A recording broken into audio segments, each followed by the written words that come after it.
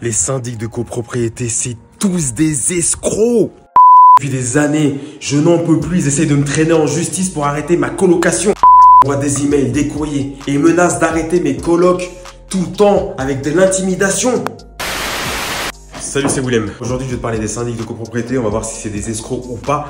Si tu es nouveau sur cette chaîne, abonne-toi. On parle de tout ce qui est immobilier, business et toutes les problématiques et comment les résoudre à travers d'histoires réalistes qui me sont clairement arrivées. Ok, donc la première chose qu'on va faire, c'est comprendre ce que c'est un syndic de copropriété, comprendre ce que c'est une coloc, vous raconter ce qu'ils ont fait à travers mon histoire et vous allez vous donner une idée vous-même ou vous allez voir si les syndics de copropriété, d'après vous, c'est une escroquerie ou pas. Ok, donc un syndic de copropriété, qu'est-ce que c'est? C'est un organisme, une société externe qui va gérer tous vos biens qui sont en partie commune, les travaux, la gestion, s'il y a des problèmes de fuite, etc., etc. Objectivement, un syndic de copropriété, c'est obligatoire. Quand vous êtes au moins 3 dans l'immeuble, une dizaine, une centaine, des milliers, il faut qu'il y ait un organisme indépendant objectif qui gère les travaux, la comptabilité, etc., etc. Tout simplement parce que s'il y a une mauvaise entente entre les locataires ou les propriétaires, il y a quelqu'un qui tranche et qu'en plus, il y a des notions juridiques, comptables, techniques que vous n'avez pas et que nous n'avons pas, clairement. Donc, même si on le voulait, on ne pourrait pas. Donc, il n'y a pas de débat sur l'utilité d'un syndic de copropriété. C'est obligatoire. Ensuite, la deuxième chose, une colocation. Qu'est-ce que c'est? Une colocation, c'est le fait de louer un espace privatif comme celui-là, un espace privatif comme celui-là, désolé pour le bordel, ou un espace privatif encore comme celui-là ou comme celui-là. Une colocation, par définition, c'est le fait de louer un espace privatif d'au moins 9 mètres carrés au-dessus d'1,80 m. Donc là, moi, je suis 1,71 m. Et oui, je suis petit. 1,80 m, ça doit être là. Donc, à partir de cette limite-là, je dois avoir mes 9 mètres carrés. Donc, je pars ici. Jusque là, à peu près. Là, il faut que j'ai 9 mètres carrés. Donc, d'ici jusqu'à là. Enfin bref, vous aurez compris l'idée. Il faut que j'ai 9 mètres carrés. La problématique, c'est que je vais vous mettre une photo d'avant. Vous allez voir, moi, le mur s'arrêtait ici. Le mur, il s'arrêtait ici. Et j'avais environ 8,35 m. C'était un bureau. Et comme moi, je suis pas un escroc, moi, je me remets 9 mètres carrés. Même si j'ai gagné que 70 cm, enfin, j'ai gagné beaucoup plus parce que j'ai cassé tout le mur. J'ai remis une cloison, etc. Moi, je mets 9 mètres carrés. Donc, je vous invite clairement à mettre au moins 9 mètres carrés pour être dans la légalité. C'est pas 8,50 m, c'est pas 8,55 m, c'est pas 8,98 m, c'est 9 mètres carrés. Donc, je vous invite clairement à respecter ça parce que si vous tombez sur le fils d'un avocat ou je ne sais quoi et qui vous traîne en justice, c'est un peu chiant. Voilà. Mais bon. Ça, c'est le premier point. Donc, une colocation, c'est le fait d'avoir un espace privatif d'au moins 9 mètres carrés avec une fenêtre. Il n'y a pas de définition sur le fait d'avoir une chambre, un salon, une chambre, un studio, un appartement, machin. En espace privatif, vous pouvez donner tout ce que vous voulez à partir du moment qu'il y a 9 mètres carrés et une fenêtre. D'accord? Ensuite, pour les parties communes, donc là, on a la partie commune qui est là. On a cette partie commune qui est là. On a ici une partie commune qui est là, les escaliers qui sont là. Pareil, il n'y a pas de définition dédiée. Donc, si vous faites du meublé, il faut qu'il y ait une salle de bain, un lavabo, enfin bref, tous les trucs du meublé. Donc, vous pouvez les trouver ça sur le service public. Mais il n'y a pas de notion de dire l'espace commun, il doit avoir 3 cuisines, 2 salles de bain, 10 machines à laver. Il n'y a pas de notion là. Donc, vous pouvez très bien, comme j'ai fait dans une de mes colocs, j'ai fait chacun un studio. Donc, c'est une colocation. Et ils ont en commun la buanderie.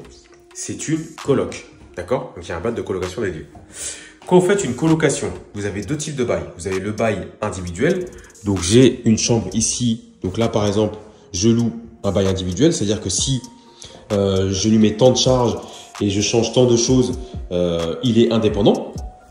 Donc, j'ai pas besoin des autres pour le valider. Ça s'appelle un bail individuel.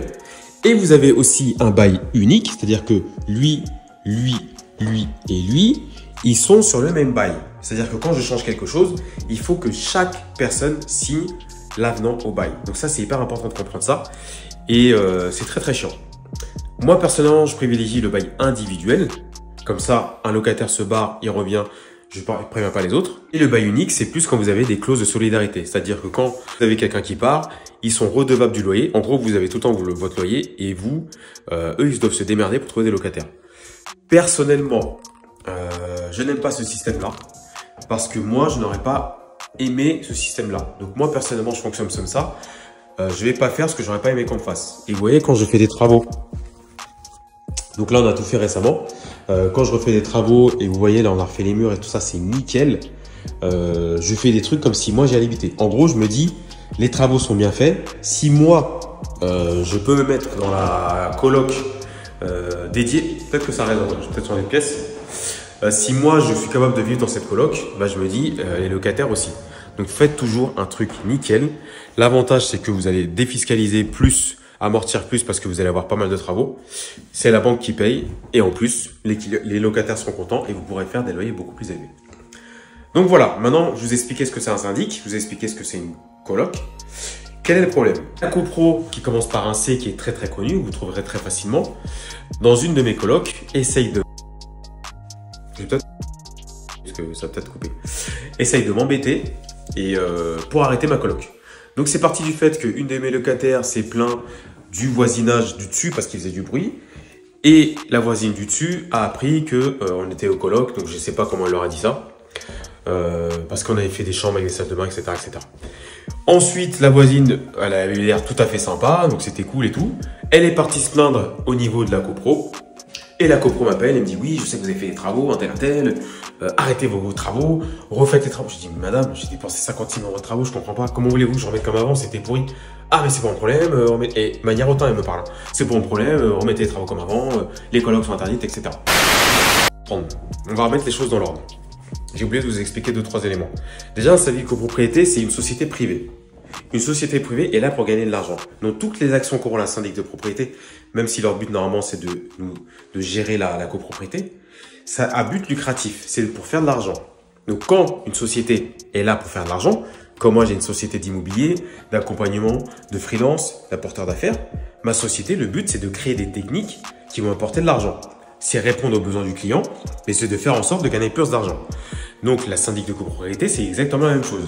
Leur objectif, c'est de gagner beaucoup d'argent. Donc, réfléchissez à ce que je vous dis, ils mettent des choses en place pour gagner beaucoup d'argent. Donc, par exemple, si ils hésitent avec plusieurs équipes de devis et que l'autre équipe lui dit, bah, toi, je te donne 1000 balles, l'autre équipe lui dit, je te donne 500 balles, certaines copros vont se dire que c'est mieux de passer par celui qui prend 1000 balles, qui donne 1000 balles. Même si potentiellement il est bidon. C'est un peu grossier ce que je dis, quoique c'est pas si gros que c'est que ça ce que je dis. Bref, vous aurez compris l'idée. Donc, un syndic, c'est une société privée. Donc, retenez bien ça. Donc, tout ce qui peut vous facturer, ils vont vous facturer. Mais à mort. Par exemple, le prêt état daté, qui sert à donner les éléments quand vous vendez, il le facture 300 balles. Le prêt état daté, c'est bidon, il le fait en 5 minutes. Donc, moi, je vous invite à passer 1 heure, 2 heures. Donc, si vous avez des questions sur le prêt état daté, mettez-moi en commentaire, je vous expliquerai comment j'ai fait. Bref, moi, je me suis fait chier la première fois, j'ai dû mettre 1 heure pour le faire. Je me suis fait chier pour le faire. J'ai relu les trucs de copro et tout ça. Donc, si vous avez des questions sur le règlement de copro que vous ne savez pas le lire, dites-moi en commentaire. Je me suis fait chier, mais j'ai économisé 300 balles. Hors de question que je paye un document 300 balles qui prend 5 minutes aux gens. Qu'en plus, ce document ne vaut rien parce qu'après, il y a l'état daté. C'est juste pour donner une idée à l'acheteur qui se disent, OK, le prêt état daté est comme ça, je vais acheter parce qu'il est comme ça. Mais il a quand même tous les documents de copro, il a tous les documents pour ça. Le prêt état daté est juste un résumé des infos qui sont déjà dans tous les documents. D'accord? Donc celui-là, on ne vous en tiendra pas rigueur. Donc une personne en particulier, donc c'est pas tout le syndic, hein, une personne en particulier, parce que quand j'ai ces collègues, ça se passe bien, essaye à tout prix d'arrêter ma colocation. Elle m'envoie des courriers, elle me menace, elle m'envoie des mails, elle m'impressionne, elle est hautaine, etc., etc. Là, je vais vous montrer un exemple, un premier extrait où il y a marqué, donc c'est dans le règlement de copro qui date des années je sais pas combien, où il y a marqué ceci. Vous pouvez jouir de comme il vous semble de votre logement privatif. Donc ça, c'est la première chose que vous devez absolument comprendre et retenez ceci.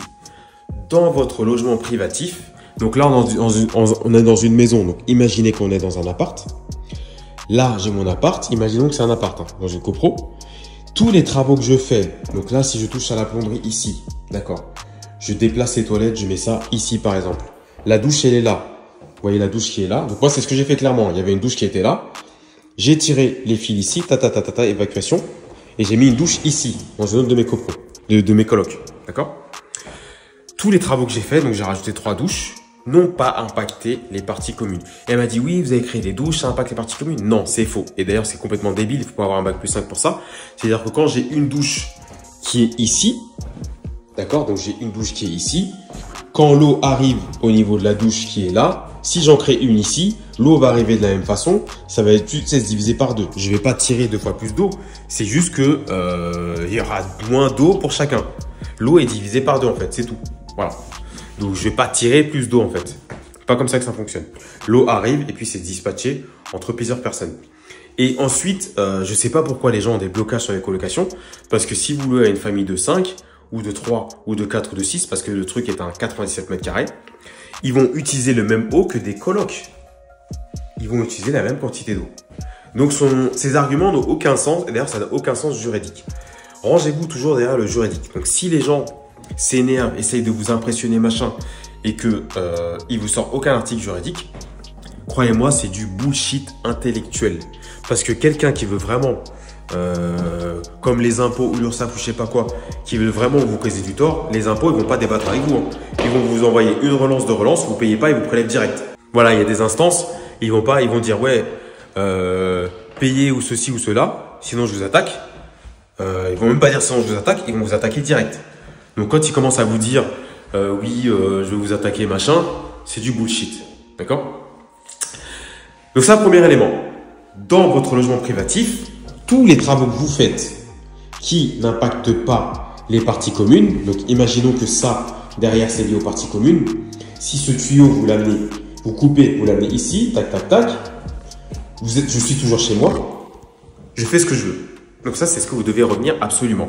Vous pouvez engager tous les travaux que vous voulez si vous n'entravez pas les parties communes. Vous pouvez même casser un mur porteur. Moi, j'avais fait la demande. Parce que j'avais prouvé que je n'entravais pas les parties communes, j'avais fait une étude d'architecte et j'ai cassé un mur porteur et ça a été accepté. Donc, ne soyez pas impressionnés par les voisins, les copros qui vont vous sortir machin, surtout s'ils n'ont pas d'article de loi et surtout si vous ne mettez pas en demeure. Même si vous mettez en demeure, n'ayez pas peur. Tant qu'il n'y a pas d'article de loi, etc., c'est que du bullshit. Deuxième élément, deuxième extrait de phrase que je vais vous montrer, c'est la partie bourgeoise. Alors, ça, j'ai beaucoup d'élèves, beaucoup de gens sur les forums qui se posent la question, qu'est-ce que ça veut dire bourgeoisement? Alors, bourgeoisement, d'après elle, c'est le fait de louer à une famille. Donc, je ne sais pas s'il y a des avocats dans le groupe ou des juristes ou des gens qui s'y connaissent un peu en droit. Dites-moi ce que c'est. Donc, j'ai essayé de chercher, hein, qu'est-ce que c'est une famille au sens juridique? Est-ce que moi, je suis une famille, parce que moi, j'ai ma femme et 3 enfants, est-ce qu'on a une famille? J'ai un couple d'amis qui ne sont ni pacsés et mariés. Est-ce qu'ils sont une famille? Auquel cas, s'ils ne sont pas une famille, je ne peux pas leur louer parce qu'elle a dit que je dois louer exclusivement aux familles. Est-ce que j'ai des amis qui sont lesbiennes, un couple de lesbiennes? Est-ce que je peux louer? Est-ce que je peux leur louer aussi? Est-ce que c'est une famille? Parce qu'elle m'a dit que je peux louer qu'aux familles. Un couple de gays, est-ce que je peux louer un couple de gays? Est-ce que c'est une famille? Parce qu'elle a dit que je peux louer qu'un couple de famille. Est-ce que je peux aussi louer à mon pote qui n'est plus avec sa femme et ses 2 enfants?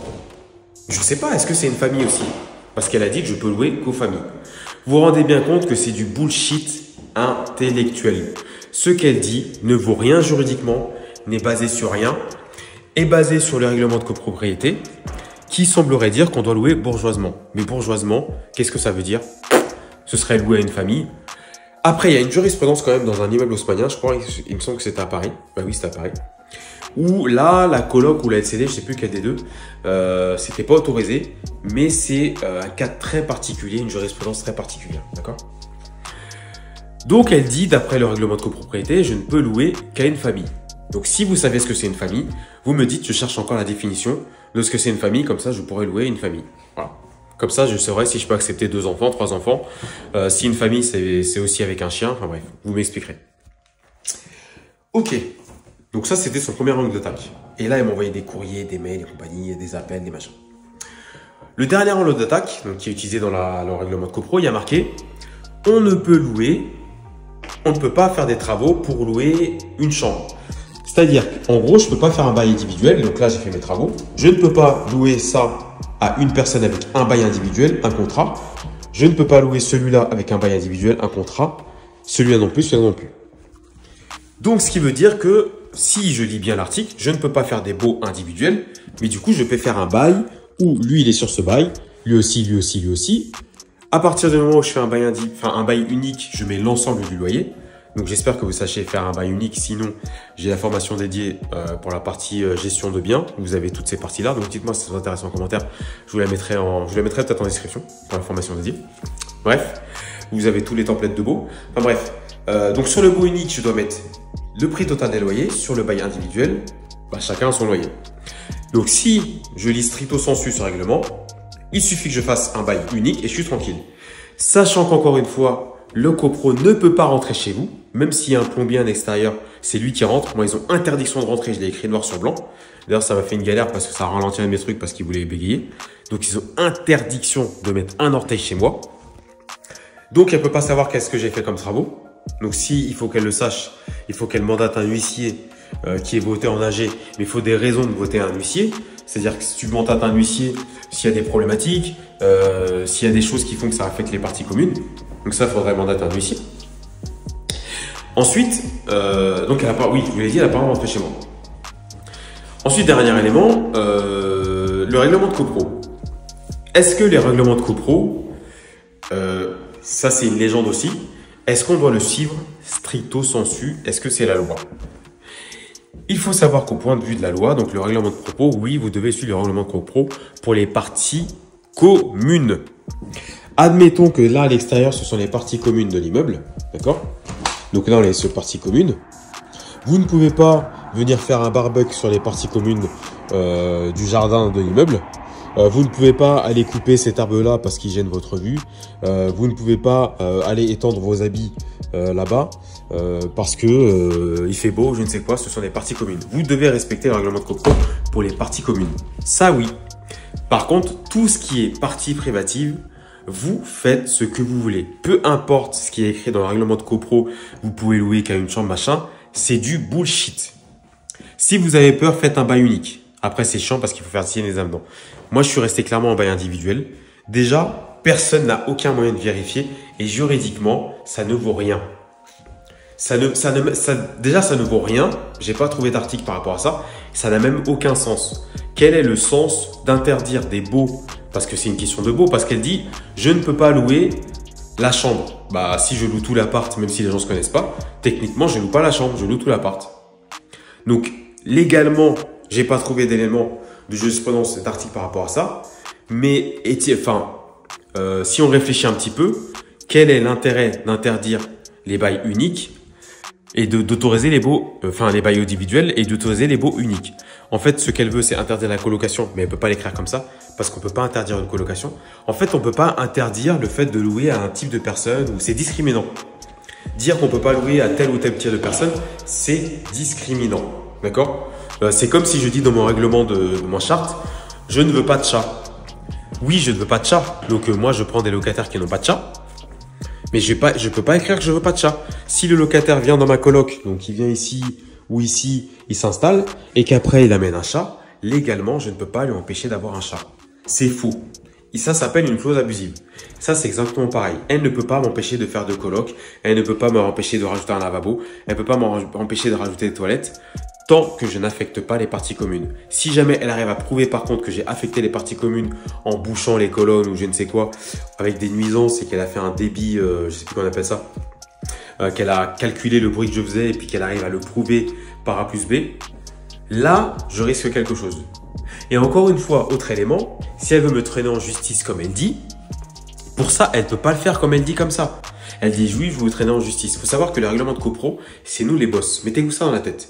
Les règlements de copro on les paye. C'est nous qui les payons. Ils sont là pour, c'est un peu nos médiateurs et ceux qui vont gérer notre business de propriété.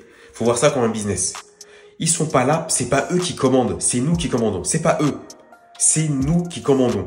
Ayez cette posture parce que souvent les copros, ils nous parlent mal, ils pensent qu'on décide, qu'il faut qu'on fasse ci, qu'on paye cela, machin. On doit payer sans rien comprendre. Non. Si vous pouvez aller au conseil syndical, essayez d'aller voir comment ça se passe. Lisez les trucs, sachant que vous avez 5 ans de recul pour regarder tous les calculs, etc. Mais c'est nous qui commandons. Donc, il faut savoir que si elle veut me traîner en justice, il faut qu'elle mette ça à l'ordre du jour. Et après, on va y aller. Est-ce que vous croyez que les autres propriétaires qui n'ont aucun impact, parce que ma coloc elle est là depuis 4 ans, il n'y a jamais eu d'histoire, qui n'ont aucun impact de voisinage, de dégâts des eaux, de machin, donc à la limite le voisin qui est proche lui va voter oui, Est-ce que vous croyez que les gens vont voter ce genre de truc, aller payer des trucs pour arrêter un truc qui est légal? Non, aucune chance. C'est pour ça qu'elle me menace, elle me parle mal, elle est hautaine, etc. Donc j'avais un doute sur le fait de comment je pouvais lui parler, quel impact ça pouvait avoir, parce que on ne sait jamais. J'ai un ami qui travaille de l'autre côté, donc côté copro, donc du bon côté, côté copro, donc il sait comment ça se passe, donc il m'explique un peu comment ça se passe. Et du coup, maintenant je sais que je peux y aller. Je sais que peu importe comment je lui parle, je risque rien. Donc après, je vais pas lui parler mal parce qu'on n'est pas dans un western ou on n'est pas dans un film américain. Mais par contre, quand elle va me parler mal, quand elle va être hautaine, je vais lui répondre de manière hautaine. Parce que moi, j'aime pas m'embrouiller avec les gens, ça sert à rien. Je passe mon chemin, tu vois. Mais à un moment donné, une fois, deux fois, courrier recommandé, mail, menace, non. La prochaine fois, je vais l'envoyer. Et vous pouvez, parce qu'on se dit, mais qu'est-ce qui va se passer, machin? Vous pouvez. J'espère, la team, que vous avez appris des choses aujourd'hui, que ça va vous rassurer. Je vous laisserai mettre à vous de vous dire si les copros sont des escrocs ou pas. Là où, dernier élément avant que je vous laisse, où on pense que les copros sont des escrocs, c'est plus sur la marge qu'ils font sur les travaux, quand ils choisissent tel ou tel artisan, quand ils facturent des travaux de 1 million, est-ce qu'ils font aller à 1 million? Quand ils ont tant de choses à faire, est-ce qu'ils les font? Est-ce qu'ils font tout pour qu'on fasse des économies? Quand ils facturent des réunions qui ont dépassé 10 minutes, ils les facturent 200 balles. Quand ils facturent des prêts état datés, 300 balles, ça prend 5 minutes parce que c'est automatisé, alors que c'est du bidon. Enfin, je veux bien qu'ils facturent des choses, hein, parce que tout taf doit être rémunéré. Mais à un moment donné, voilà. Retenez que les sociétés de copro sont une société privée, qu'il faut qu'ils gagnent de l'oseille. Retenez qu'ils ne peuvent rien vous interdire dans les parties communes, sauf jurisprudence cas particulier, mais les colocs, rien. Les LCD, c'est encore un peu autre chose, je vous ferai une autre vidéo là-dessus. Et retenez que c'est vous le boss de votre coloc. Donc si jamais vous voulez plus d'infos dans les colocs, mettez-moi un commentaire. Je vous mettrai en lien les formations de recherche de biens, gestion de biens, spécifique coloc, ça vous intéresse, financement aussi. Comme ça, vous aurez tous les accès. Et puis si vous intéresse, vous rejoignez des formations. Sinon, si vous ne voulez pas payer ou si vous ne pouvez pas encore, vous avez la formation gratuite où vous apprenez déjà pas mal de choses. On se retrouve sur une prochaine vidéo, la team. Donnez-moi des idées de sujets ou de vidéos. Et puis à bientôt. Et puis je vous ferai bientôt un home tour de cette colocation. Petit chiffre vite fait, je pense que je vais louer chaque chambre 550. Bah, attendez, je vais vous montrer avant de partir. Ah, j'ai du mal à vous laisser, hein. J'ai du mal à vous laisser, la team. Donc cette chambre-là, je vais la louer 550 €. Donc là, on est dans le 78. Bon, comme ça, vous voyez que c'est un peu moche, mais bon, imaginez quand c'est bien fait. Celle-là, je vais la louer 600 balles. Celle-là, je vais la louer, je pense, 650 balles. Elle fait 20 mètres carrés. Et là, vous avez une armoire d'époque. Elle est top. Elle est solide, cette armoire-là. Franchement, c'est top. Et ensuite, donc là, on a refait la salle de bain. Je vais vous mettre une photo de comment c'était avant la salle de bain. Horrible.